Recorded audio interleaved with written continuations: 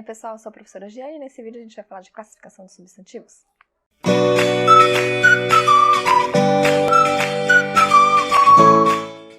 E aí, de novo, Giane, classificação de substantivos? Para quem já me acompanha, não confunda, a gente não falou ainda de classificação, a gente já falou de flexão. Estamos estudando uma área da gramática chamada morfologia.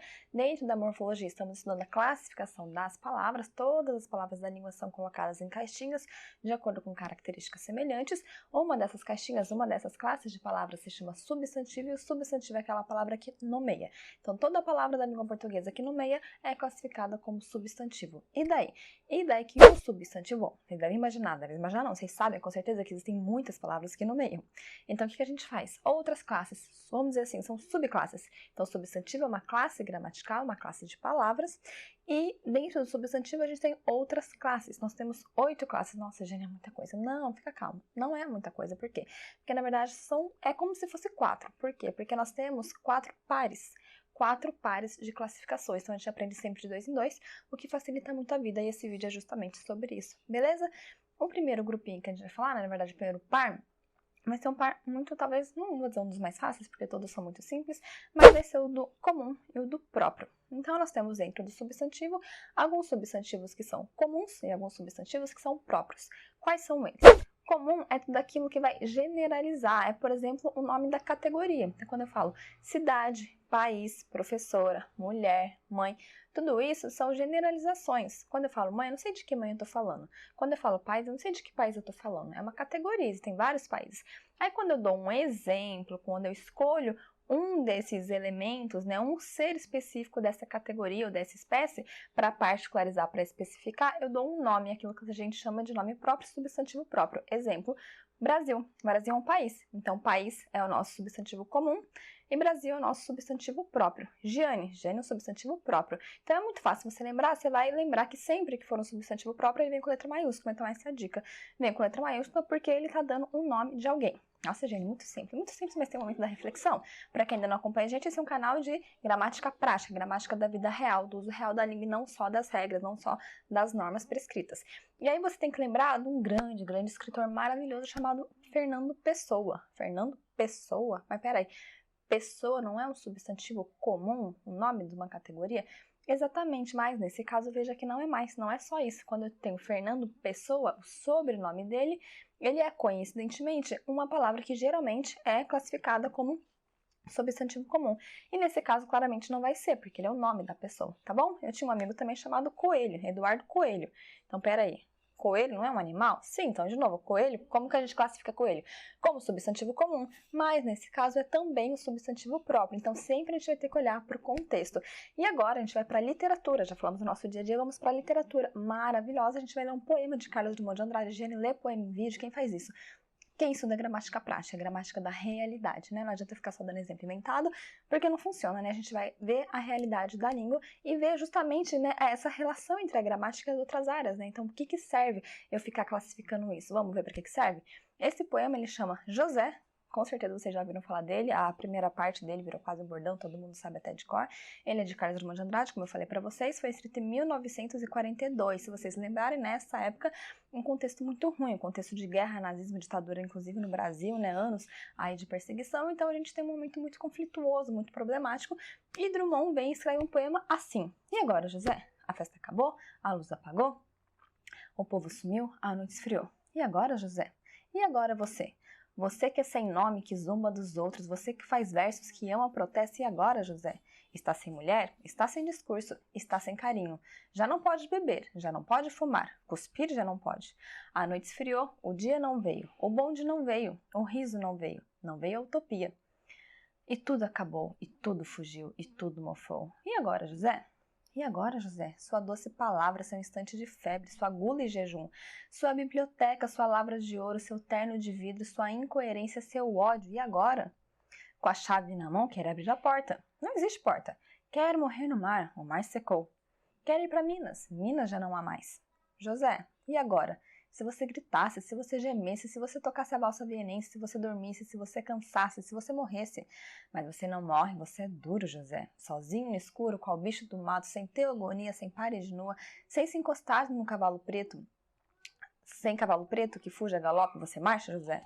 José, para onde? Não ficou muito boa a declamação, pessoal, porque eu não sou artista, né? Eu sou só professor, não, né? Eu sou professora, tudo isso. Mas, o que é importante vocês pensarem? José é um nome, então é um substantivo próprio, ele particulariza, ele especifica, certo? Então a classificação oficial é a particularização, a especificação, um ser de uma espécie. Eu não estou falando de qualquer pessoa, de qualquer homem, eu estou falando do José, especificamente do José. Mas aí quando Drummond vem e coloca José, o que ele está falando aqui? É um José desesperado, ele está num momento de muita angústia, ele quer abrir a porta, ele tem a chave, quer dizer, ele tem a solução do problema, mas ele não consegue resolver mesmo assim. Ele quer fugir, ele quer morrer, mas nem morrer, ele não consegue. O José, ele está ali com um sentimento de impotência. Impotência por quê? De novo, olha o contexto desse poema. Naquela época, será que era só uma pessoa que chamava José, que sentia isso, essa impotência diante de tanta coisa ruim que estava acontecendo? Será que José era o pai do Drummond, era o filho, era um amigo? Ou será que José é o povo brasileiro? Não que precise ser todos os brasileiros, mas será que o José não está aqui, coincidentemente? José é um nome absolutamente comum no Brasil, não é? É um nome muito comum. Não é um nome como Richard, que não tem muitos no Brasil.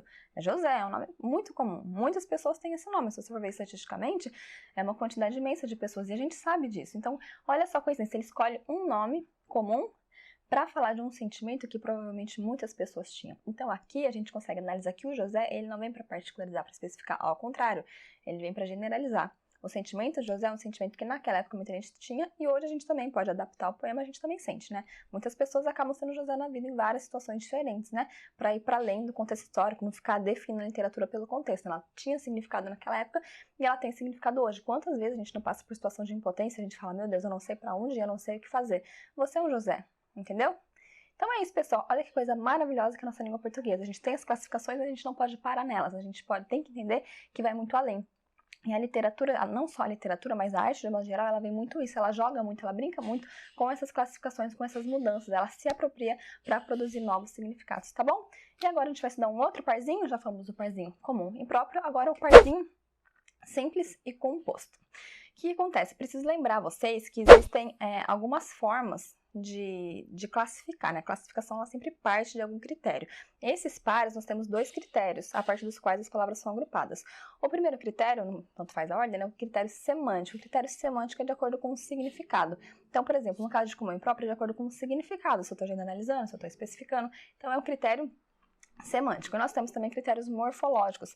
Critério morfológico é aquele que tem a ver com a estrutura e com a formação das palavras. Então, a gente vai falar dos próximos dois pares nesse momento, nesse vídeo, mas vai ficar mais claro quando a gente tiver a aula, né, quando tiver o vídeo, justamente sobre a estrutura e a formação das palavras. Então, se você achar um pouco confuso, fica tranquilo que tá tudo bem. Que cada vídeo tem um assunto, não dá pra falar de tudo no mesmo, né? Senão fica muito longo, vocês perdem a paciência.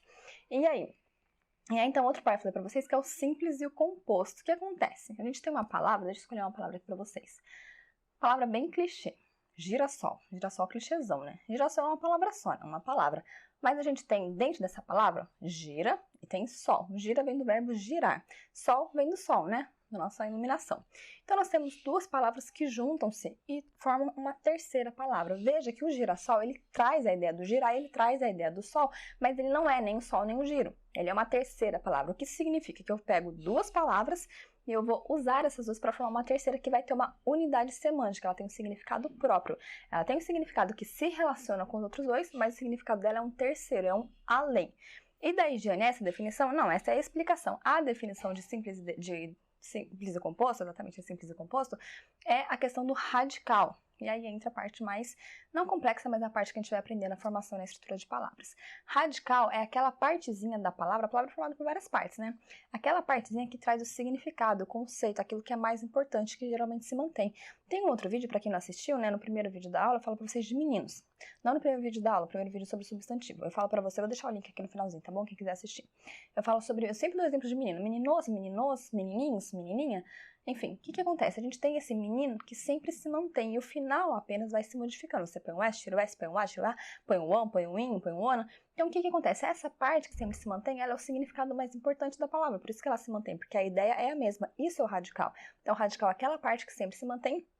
E a ela você pode acrescentar sufixo, partezinha que vem no final, ou prefixo, a partezinha que vem antes, tá bom? Então, como radical é aquela ideia nuclear que vai trazer o conceito da palavra, eu tenho palavras simples que são compostas por apenas um radical. Por exemplo, girar. Girar tem o gir, que é um radical, não tem mais nenhum. O sol também tem só o sol, não tem mais nenhum radical. Girassol tem dois radicais, o radical do gira e o radical do sol. E é simplesmente isso, muito simples, né? Outro exemplo, roupa. Roupa é o quê? Roupa só tem um radical. Então, roupa é uma palavra simples. Porém, se eu pensar em guarda-roupa, eu tenho uma palavra composta, porque eu tenho guarda do verbo guardar e roupa. E aí, de novo, guarda-roupa tem uma unidade semântica. Ele não significa guardar, nem significa roupa. Ele significa armário. Então, veja que mesmo quando é uma palavra composta por hífen, ou seja, que literalmente você tem duas palavras, diferente de girassol, que você fica com uma palavra só, mesmo quando você tem a manutenção de duas palavras, ainda assim existe a unidade semântica. E geralmente você consegue um sinônimo em apenas uma palavra. Como eu disse, guarda-roupas, armário. Sempre vai ter um sinônimo com uma palavra só? Não, né? Por isso que a língua tem essa opção de colocar as duas palavras juntas, porque nem sempre vai ter essa opção de unir. Mas a ideia que você precisa guardar é que a unidade existe. Então, mesmo quando você tem duas palavras, a ideia é uma só. Tudo bem? E daí lembrar, né, que essa palavra composta, ela tanto pode ser uma só, como eu disse, girassol, quanto ela pode vir separada por hífen, tanto faz. Combinado? E por fim, para a gente finalizar o nosso vídeo, as palavras, né, temos a última classificação, a última parte de classificação, primitivo e derivado. Vamos pensar aqui, primitivo e derivado, vamos pensar na palavra infelicidade. Né? Estamos aqui nessa infelicidade? Não, né? A gente está feliz, a gente gosta disso da gramática. Mas enfim, imagine que você não gosta, você está numa infelicidade enorme assistindo esse vídeo. E de onde que vem a palavra infelicidade? Como ela é formada? Essa é fácil, Jane. Isso aí eu já sei. Lembro lá do pré, felicidade mais o prefixo de negação in. Então, infelicidade. Muito bem. Tá bom? Então, a infelicidade é uma palavra que veio de outra palavra, é uma palavra derivada, ela se derivou de outra. Mas e felicidade veio de onde? Bom, felicidade, feliz-idade. Ah, felicidade veio de feliz, mais o sufixo idade para transformar em substantivo, né? Então, você tinha o adjetivo feliz, para transformar em substantivo a felicidade, você pôs o sufixo idade. Então, beleza. Então, temos de novo uma palavra derivada, ela derivou de feliz. Então, infelicidade é derivada, felicidade é derivada e temos feliz. Feliz vem de onde? Feliz. Não dá para voltar mais, acabou. Feliz não vem de lugar nenhum, feliz é feliz mesmo. Ah, então é uma palavra primitiva. Então as palavras primitivas são as palavras não só que derivam outras palavras, mas principalmente as palavras que não são derivadas de nenhuma outra. Essa diferença é importante, porque quando eu falei para vocês felicidade, você tem a palavra felicidade dela, você deriva em felicidade, quer dizer, é uma palavra derivada que está derivando outra. Aí fica confuso, fala assim, então será que é felicidade é primitivo? Porque se a definição de primitivo for primitivo são as palavras que derivam outras, então você vai ficar confuso, achando que felicidade pode ser primitivo, já que felicidade está derivando em felicidade. E não é. Porque na verdade felicidade já é derivada. E na verdade infelicidade também vem de feliz, é que passa por vários processos. Então, para você não se confundir, o que você precisa entender?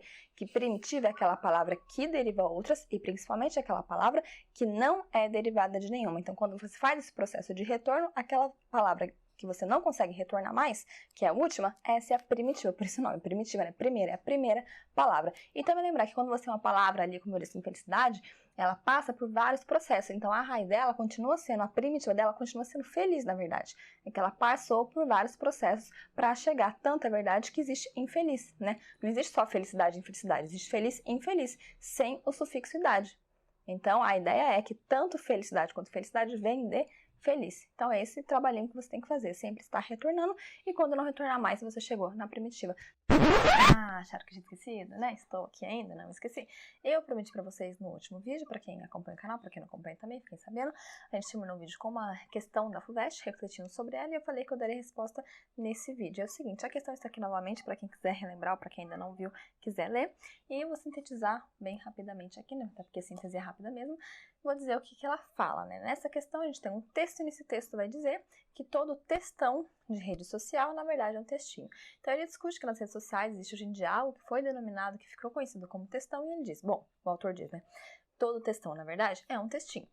E a pergunta da FUVEST na segunda fase é a seguinte: por que isso não é contraditório? Ou seja, porque não é contraditório, não é paradoxal dizer que todo textão grande é um textinho pequeno.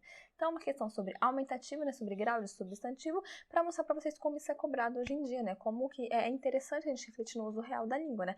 A gente não vai simplesmente falar assim, qual é o aumentativo de texto, qual é o diminutivo de texto, mas refletindo nesses usos, né, o que é textão, o que é textinho, por que não é contraditório dizer que textão, na verdade, sempre vai ser um textinho, e a resposta é simplesmente uma questão de parâmetro, uma questão de referencial. A gente sabe que as maiorias das redes sociais, elas têm um limite de caracteres. A maioria das redes sociais tem um limite de caracteres, tem um limite no uso das palavras, na quantidade de palavras, de letras que você pode utilizar. Isso faz com que mesmo que você ocupe todo o espaço ali disponível, que seria considerado um textão, na verdade você ainda está produzindo um texto muito pequeno em relação, por exemplo, a outros textos, em relação a livros, a crônicas, a redações, artigos, uma variedade de gêneros textuais.